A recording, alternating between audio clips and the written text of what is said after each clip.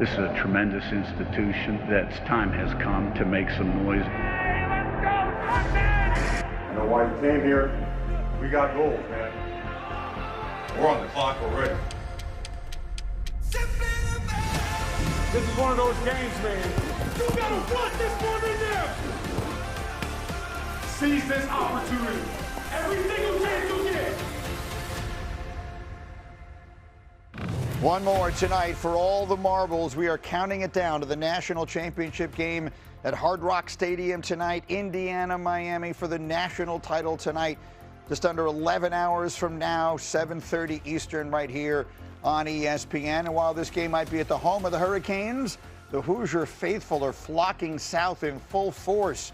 And Curt Cignetti is ready for the showdown. I think it's time to sharpen the saw now. Throw those warm fuzzies out the door. That sentimentalism. It's time to go play a game against a great opponent. We got to have a sharp edge going into this game. And, you don't go to war with warm milk and cookies. Is that Mike Tomlin? Words to live by. You don't go to war with warm milk and cookies. Jordan Rogers is here, Danny, and Josh Pate, the commissioner of college football, is with us from Miami, where I guess my very first question, the Hurricanes are playing a home game tonight, if you will. This is their home stadium. I am anticipating that the entire state of Indiana will have made the trip to South Florida for this game. Have you been able to get a feel for what we should expect as far as the crowd tonight based upon being down there? Well, I'm looking down at the street here in Miami Beach. There's red all over the place. Greeny, I could even confirm some red Indiana flags flying from some yachts over there in the inlet. So it's that kind of vibe down here. I think they've traveled very well. Yeah, it's going to be, well, is that the anticipation? I mean, they have, look, what is going on with Indiana right now is once in a lifetime, Yes. Beyond that even.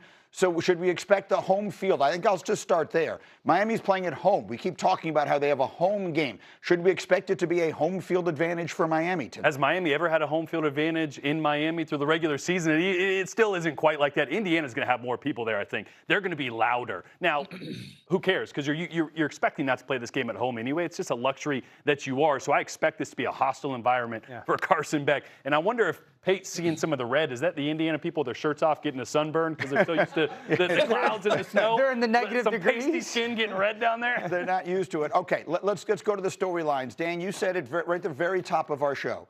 If Indiana wins this game tonight, in your mind, what does it become? Yeah, it becomes the greatest turnaround in the history of sports. I don't even think just college football. This was the biggest loser in the history of college football up until the start of 2024. And since then, Curt Cignetti has made this unbelievable turn, and they would cap off an undefeated season. In a new era of college football that gets 12 teams in the dance, and so there's more people and certainly more parity, but what they've accomplished, if they win tonight, I think is the greatest story in college football history for sure, in sports turnaround history. They'll be the first 16-0 champ in a very long time. I mean, basically in forever. Some will ask, does that make them the greatest team that we've ever seen? Everyone likes to make that comp to LSU 2019. Let's not have too much recency bias. If you go back and look at that season for LSU, they beat Nick Saban, number 3, and Tua in the playoffs, or in the SEC Championship. They beat Georgia by 27. Yeah. They beat Jalen Hurts and CeeDee Lamb, Oklahoma, by 35 in the national championship. They beat Clemson, who was fresh off 2 national champions, and Trevor Lawrence by 17. They were dominant. I think I agree with you, Dan. This is the best turnaround. I also think it's the best coaching job I have ever seen. Because if you look at the talent on that roster, it's not what we're used to seeing. The 4 and 5 stars aren't there. It's been development and coaching from Curt Cignetti. Can I ask you a real question?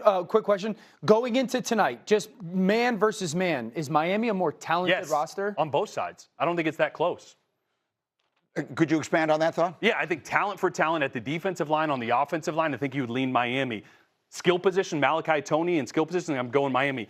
The X factor is Mendoza, right? How he's played, definitely I would lean in that direction, although Beck has shown that he can get it done as well. Big picture here, Pate. We've talked so much about what this would mean for Indiana. How about for Miami? Those of us old enough to remember even back to the 80s and Howard Schnellenberger, and then obviously the heyday of the U. Some will say, is the U back? What would Pate say to that?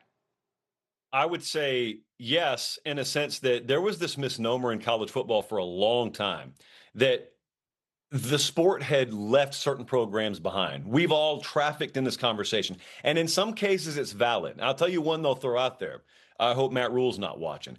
They'll throw Nebraska out there a lot, and they'll say what Nebraska used to be in the 90s, it's impossible for them to be these days because of. And then they'd fill in various changes and dynamics of the sport. And there was some validity to it. I always thought it was stupid when people threw Miami into that. Miami had not fallen on hard times because the nature of the sport had passed them by. There are just as many athletes in South Florida high schools today, if not more, than there were a generation ago. They couldn't get out of their own way. Miami had a Miami problem for a long time. Part of it was they were chasing the past. So enter Mario Cristobal. It's just an added bonus that he's one of their own. And he comes from an already established program that he had built in Oregon. And he's the one who resurrects it, and he's the one who uses like a forward-thinking vision instead of trying to resurrect the past. In the process, it would be the reemergence of a former national power back to the main seat of college football, and we don't see that very often. All right, so we will X and O the game a little bit as we go on, and now we've set the table on the storylines. There's one other thing I want to get to here, because you're going to keep seeing that little number 10 next to Miami. They're the 10th seed going into this. If you follow Heather Dinich's reporting, by the end of this week, a decision will be made on what the playoff is going to look like next year. Will it be the current status of 12 teams? Will they expand it to 16? And will there be an agreement that by expanding it to 16, eventually it will become 24 teams? I'll start with you, Jordan. What's the right number of teams for the college football playoff? 16. 24 is insane. Then you're going to have, every year, going to have a Tulane and a JMU they're going to be in, and we saw it's different playing fields for those teams. 16 is great because this year you had Texas, you had Notre Dame, you had Vandy, teams that could have competed for a national championship, left out. There's too much parity in college football nowadays with NIL. The talent is spread. 16 would be a great number. Yeah, I agree. 16. Years ago, I was no because I didn't want that second group of teams to be in because we knew that we were going to have the 3 or 4 dominant teams. That's obviously wrong. Jordan's right. The talent is so much more spread out. We won't have that superstar talent team that just continues to be year over year the most dominant one. So I think because of that parity, anyone can win. I like 16. Pate, what's the right way to do this? The right way would be keep it exactly as it is for about 5 years and feel it out a little bit. I don't have a problem with 16 like those guys said. 24 is one of the most pathetic suggestions that I've heard in a long time. And this is college football. So I've heard some pathetic suggestions. 24 comes from the same mentality of drive-by leadership that brings you total ignorance to, I don't know, the fact that we can't figure out the portal, the fact that we can't figure out our calendar, the fact that we're playing a national championship game on January 19th and next year's is the 25th of January. Yeah. There are about 5 blinking red light problems in college football, not the least of which is the size of the playoff. So it makes all the sense in the world that the main focus is expanding the size of the playoff. All right, that's from the commissioner himself. We will dive into the X's and O's on this game as we continue here, but a reminder again, tonight it's Carson Beck and Fernando Mendoza in Miami and Indiana for all the marbles. College football national championship game presented by AT&T, 7:30 Eastern on ESPN. Pre-game coverage all day long. We got you covered.